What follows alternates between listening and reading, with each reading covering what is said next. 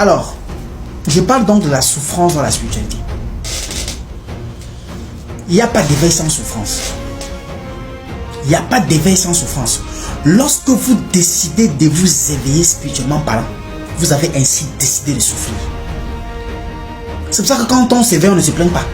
On ne se plaint pas quand on s'éveille. L'éveil, c'est la souffrance.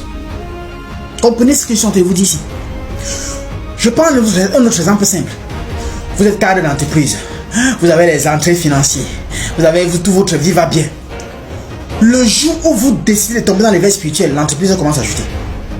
Comprenez ce que je suis en train de dire. C'est très très important. L'entreprise commence à chuter. Votre fille qui était intelligente commence à devenir bizarre à l'école. Vous êtes mise en épreuve. Vous êtes mise en épreuve.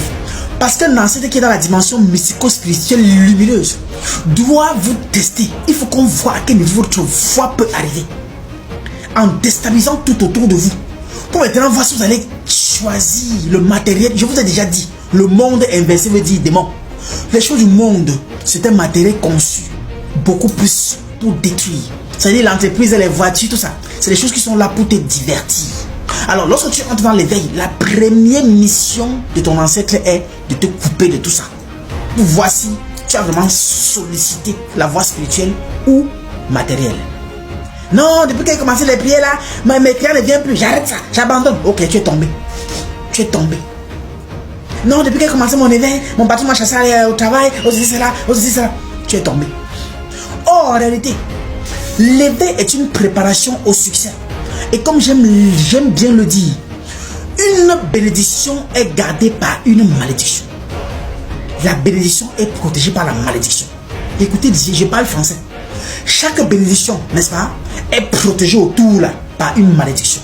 Que pour atteindre la bénédiction du milieu, il faut traverser la malédiction.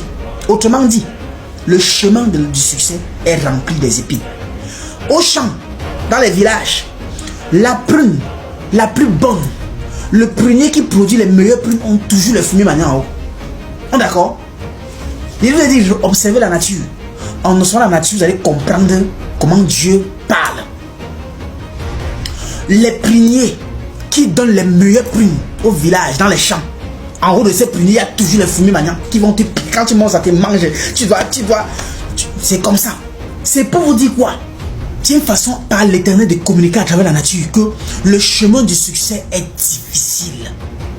Parce qu'on connaît qu'au bout de l'effort, il y aura du réconfort. Univers initiatique aux traditions et à la culture africaine. Unitraka. Unitraka.